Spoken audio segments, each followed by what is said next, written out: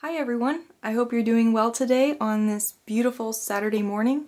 I thought I'd take you through my bookcase, my physical bookcase, a collection of books that I've picked up over the years, and some books I've picked up from secondhand shops and one or two loaners too. So I hope you enjoy this, and let's get started.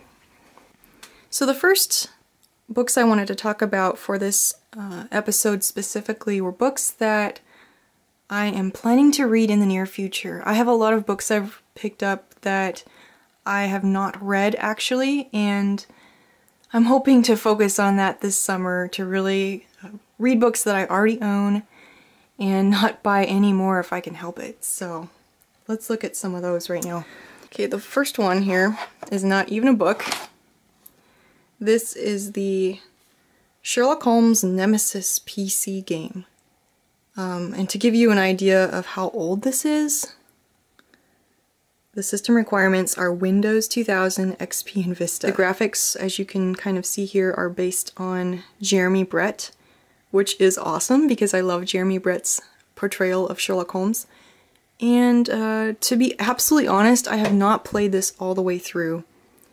So that's one of my goals, and I know, it's been years, but I really haven't had a lot of time to play any kind of games, so yeah, I'm hoping to do that soonish. The next one we've got here is kind of an unusual book. This is one my grandpa loaned me, and it's called Highlands and Hollows by Dallas Lore Sharp.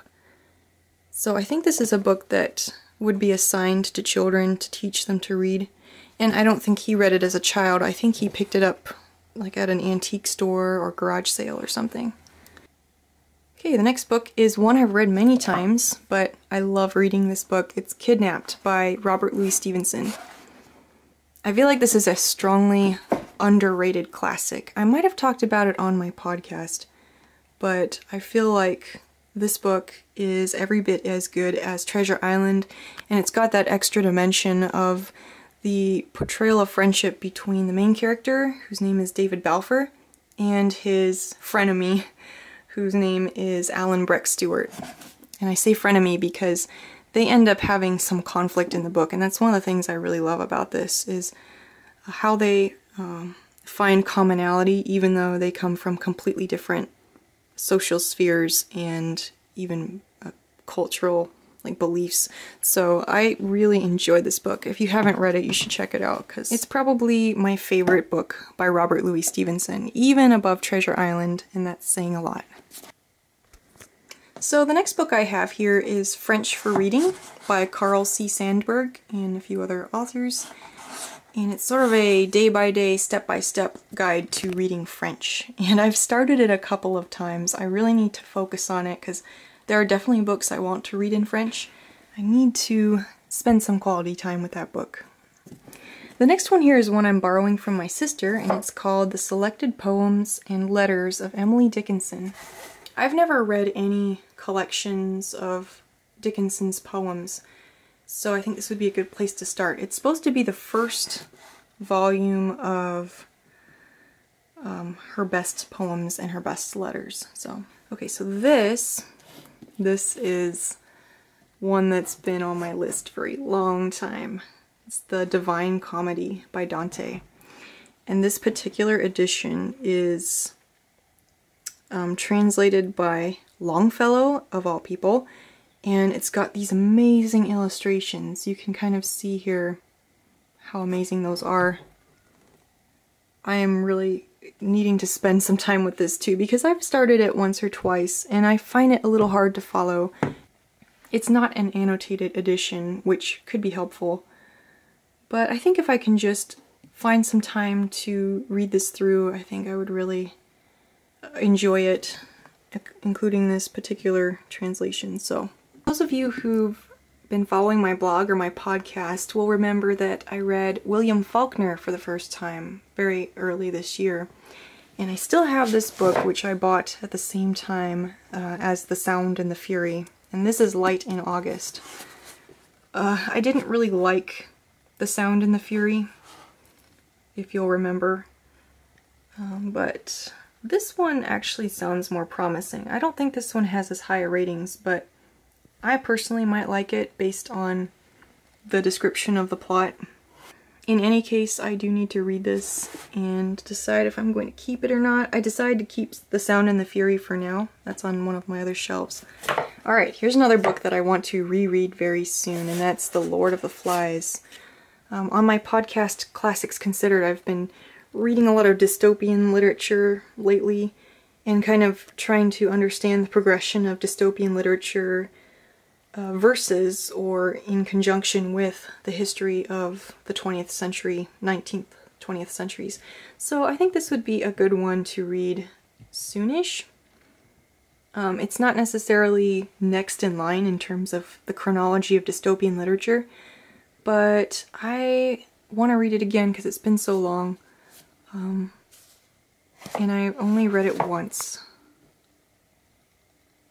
So yeah, I know what it's about, I know how it goes, but I think there might be some nuances I'll catch on to this time, which maybe I didn't catch on to in high school. The next book here is one which you've probably been looking at this whole time, and that's All the Light We Cannot See, and I'm pretty sure everyone's heard of this book. This is, for those who don't know, a more recently published historical fiction novel set in World War II, I believe. And it's supposed to be really good, so I'm looking forward to that. I think the author either lives in eastern Washington or Idaho, which is kind of interesting. So that should be a good one.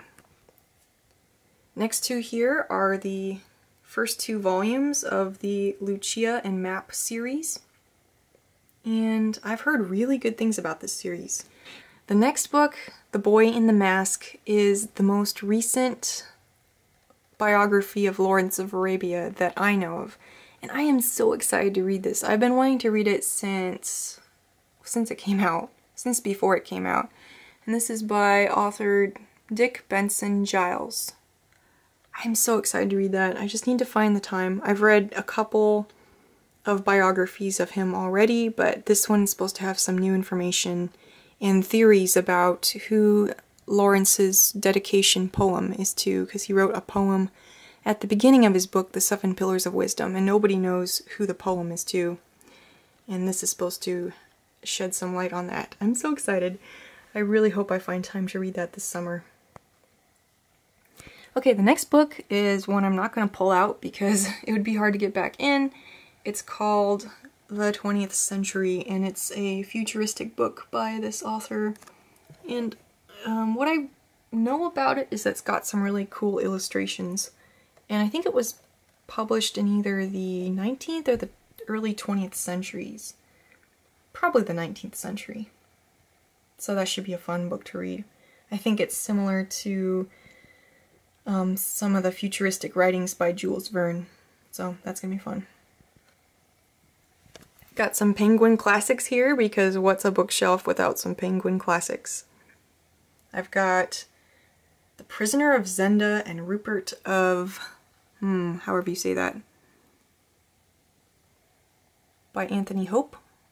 I've got The Moonstone, which I've heard great things about, and I've got The Red and the Black, which is another French classic, but this one's of course in translation. I picked up all of those at the thrift store, I'm pretty sure, and they're in pretty good condition, so I'm happy about that. They've got some really awesome looking covers. This one I think is a still from the movie starring Errol Flynn. This one has a picture by Caspar David Friedrich, one of my favorite painters of all time, German painter. Really, really love this edition because of that reason. I know. Priorities. And then The Red and the Black, which is a pretty cool cover too. I like Penguin covers in general. Okay, so here's another book that I once started. Oh, I moved the bookmark. It was like right here. And I did not finish this book. I've had this on the shelf forever. It's a long book, and I know it's supposed to be really good. So I think I'll like it once I've read it, but I don't know, finding the time to read something that long is so hard these days, because I'm a slow reader. I don't skim read anymore.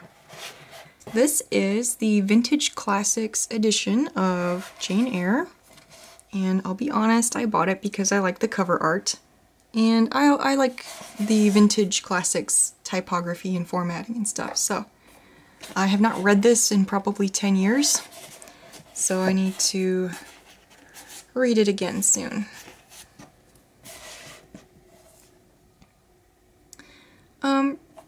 This one's kind of an interesting book. This is called Recollections of Japan, and it's supposed to be a memoir by one of the first Europeans to visit Japan. I thought that would be an interesting book. It's got some beautiful cover art, and I don't know a lot about Japanese history, so I thought this would be a good place to kind of start. Okay, so this book is one I've tried to start so many times. You might know that I am sort of a fan of Joseph Conrad, at least his writing style and just how he changed the way I thought about books and writing after I first started reading him. This is Nostromo, which is a fictionalized portrayal of Latin American history in a fictional setting, in a fictional country. And it's supposed to be really good. So I need to find some time to really focus on that one and not get distracted by other books. This is Rebecca, the classic story of suspense and romance by Daphne du Maurier. I read this years and years ago. This is a much longer book than I remember it being, but I think that's because I could hardly put it down when I first read it. So I hope that rereading it, I'll have the same experience. There's also a great adaptation of that starring Joan Fontaine as the main character. So be sure to watch that if you have not. Cancer Ward by Alexander Solzhenitsyn. My first introduction to this Russian author was his essay called Live Not by Lies, and it's sort of related to another essay called The Power of the Powerless by Havel. And I really recommend both those essays, but I also wanted to read some of his other works. And this one looked really interesting to me. It's about a group of people in a cancer ward and sort of talking about the Soviet climate of the time through the lives of these people who are being treated for cancer. Okay, moving on. 20,000 Leagues Under the Sea. I've read this a couple times now. It's one of my favorites.